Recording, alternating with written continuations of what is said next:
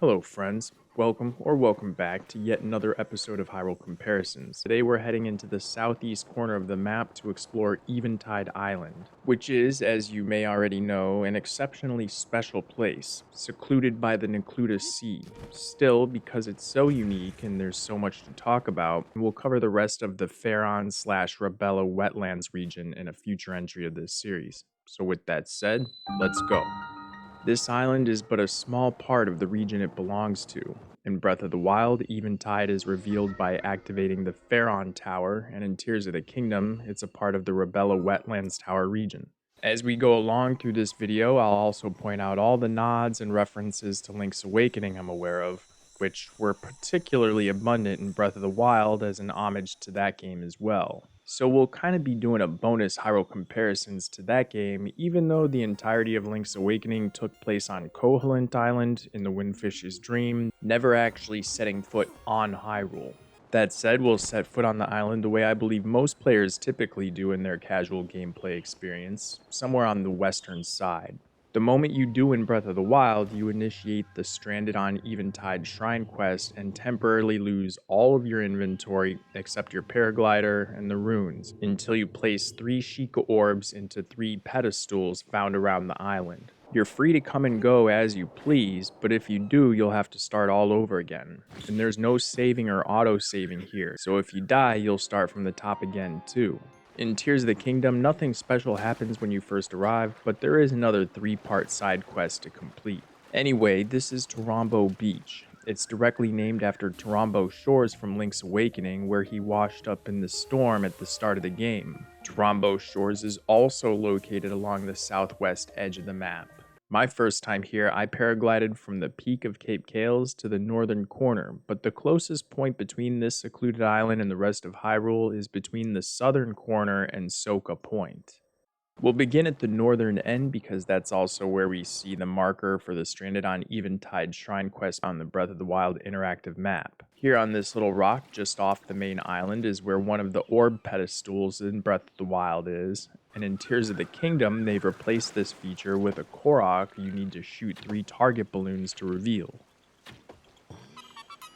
Hopping onto the island itself, Tears of the Kingdom shows a chasm has formed here due to the upheaval. There is nothing in this exact spot in Breath of the Wild. But continuing down the beach, the first weapon we've come across is a boat oar. This thing is seen in the same spot in both games, but in Tears of the Kingdom there's tons of wreckage washed up on shore along with it, including this boat, which may or may not be a nod to Link's Awakening because Link's boat capsizes and washes up on shore in the storm, but this particular boat, however, didn't wash up by accident. It belongs to this guy over here named Sesame, who was sent here to investigate for the Monster Control Crew. Speaking with him opens up the Seeking the Pirate Hideout side quest. Further still along the beach, there was a Boko camp with some helpful supplies, including our first of many treasure chests in Breath of the Wild. Because we're stripped of all our inventory in that game, we're given many treasure chests here. This one has a Traveler's Sword, which again may or may not be a reference to Link's Awakening because one of the first things Link needs to do in that game is head straight to the beach and find the sword that he lost when he washed up. The Boko camp is packed up since then, but there is still a mark on the ground where their campfire was, along with more junk that's washed up in the surf.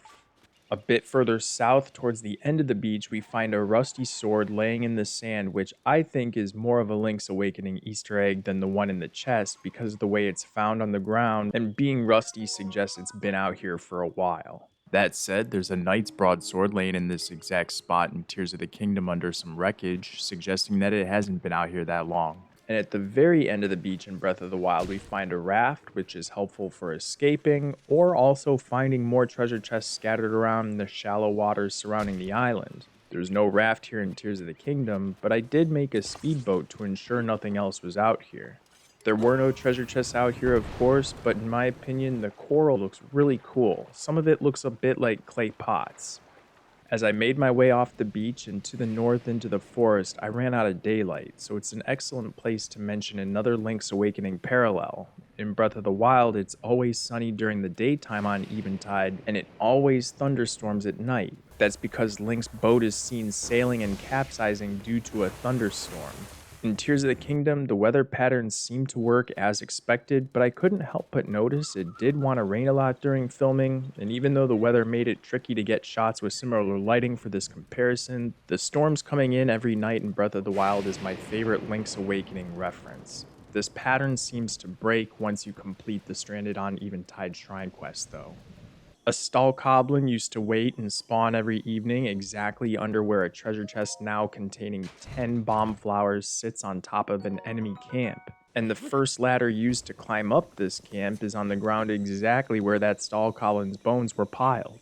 In this large puddle of muck with a tree trunk sticking out, we find a Korok hiding inside in Tears of the Kingdom, but in Breath of the Wild, there was an axe conveniently stuck in the trunk with an equally convenient soldier's claymore and a treasure box sunk below. There are no Koroks on this island in Breath of the Wild because you don't get to keep anything that you pick up during the quest. Out on another tiny island to the east of the main island is a treasure chest containing 10 arrows in Breath of the Wild, and in Tears of the Kingdom, a Korok circles around this spot where it was found. The first Sheikah Orb in this video is atop this enemy fort, which has been demolished since the Calamity. We find a Zonai supply skyrock right nearby where it once stood, but no other evidence that there was ever anything of significance here. I took this orb to the pedestal we showed off at the beginning of this video. There also used to be an enemy campfire here that never went out because it was protected under this awning of a rock, which was helpful for getting rid of those thunderstorms, but that's since been removed. However, just like the Botw camp, we can see where it was.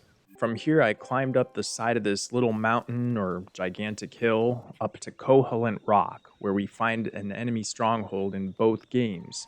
Kohilit Rock is directly named after Kohilit Island, which, as I stated before, is the setting of Link's Awakening. This area has changed dramatically between games. It's still an enemy hangout, but they've changed the layout, whether voluntarily or involuntarily due to the Zonai rocks crashing down.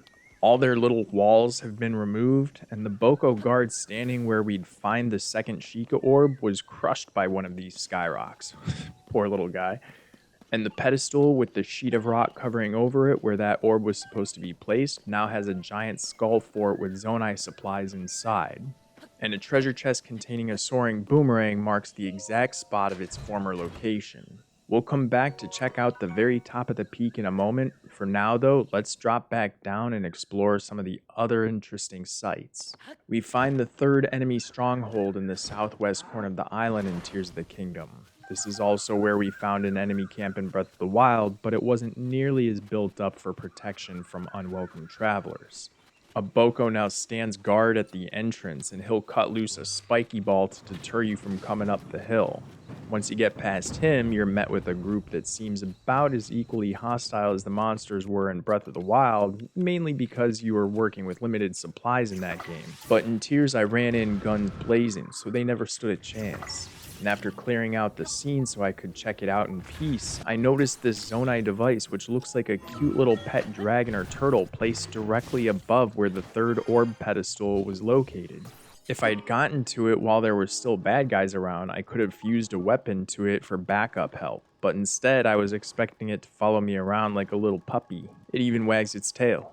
Anyway, the orb that should go into the pedestal from this spot was found in the valley between these two peaks worn around the Hinox's neck. The way to go about this one was always to use stealth. And in Tears, there are no remains of the Hinox here, which was sort of disappointing. I was expecting a Stalnox. Maybe he jumped down the chasm to hang out in the depths with his friends and finally get off the island, who knows. Once you've placed all three orbs in one of the three pedestals around the island, you'll have completed the Stranded on Eventide Shrine quest, and the Korgu Chideh shrine will rise from the ground on the highest peak. I couldn't help but wonder if this is one final Link's Awakening Easter egg. I use the term Easter egg here because after completing all the temples in that game, you go to the highest peak where there is a giant egg for the final boss fight. But this is a bit of a stretch. There's nothing in this spot in Tears of the Kingdom, not even the two little trees that stood right outside the shrine's front porch. But the really funny thing I noticed is that these trees aren't in Breath of the Wild either, at least not when the shrine first pops up. They don't appear until you walk out of the shrine after getting the Spirit Orb. Really funny. In Tears of the Kingdom, however, there's still work to be done here, even after clearing out the 3 monster strongholds. That's because the back of the island is busted out to create a new cave that Ganon's minions are using as a private pirate marina. Clearing this area is the last thing you need to do to finish the Seeking the Pirate Hideout side quest, and it'll also lead you to the Marari Inn Shrine. If you ascend back to the surface from here, you'll see the shrine is located below the enemy fort on Kohilit Rock around the second orb and pedestal, but not in a particularly significant spot. You can now go back to Sesame and report your findings. Once you complete the Eventide Shrine quest for each game, Mimo the Rito appears at the highest peak. We see him sitting and overlooking the island by himself in Breath of the Wild, talking a big game about freedom and whatnot. To make ends meet, though, he's created a flying through the rings minigame. In Tears of the Kingdom, he's expanded his little minigame business somewhat, now being joined by Branley the Birdman flight researcher, and they've been working on a wing glider bullseye target game together. I found that Mimo's expectations of Hylian flight capabilities are far too high in both games, or maybe I just suck at these things. But what I do know is that this shot here hit the center target, which is all he was asking for, and in a regular game of darts, a bullseye is a bullseye, so I'll digress. And that's my tour of Eventide Island. And also, I'd like to believe that my audience is a group of intelligent, curious people because you're interested in all this information and whatnot. I put it out there because the viewers are a reflection of the creator, and I like to think of myself as a decently smart guy. But anyway, intelligent people like to read, so if you enjoy reading, you may also be interested in my non-Zelda related work in the form of articles written on Medium. If so, go check them out. This isn't a paid sponsorship or anything like that, it's more of a monetary public service announcement. My articles are behind a paywall, but every month you can read up to 3 of them for absolutely free. If you do end up buying a membership of your own free will, it'll drop a coin in my pocket there too, not denying that. Plus, not only will you get unlimited access to all my stuff, but everything everyone else has written on the platform. So just putting that out there. Anyway, until next time, stay cool and always keep punching out there. Aloha.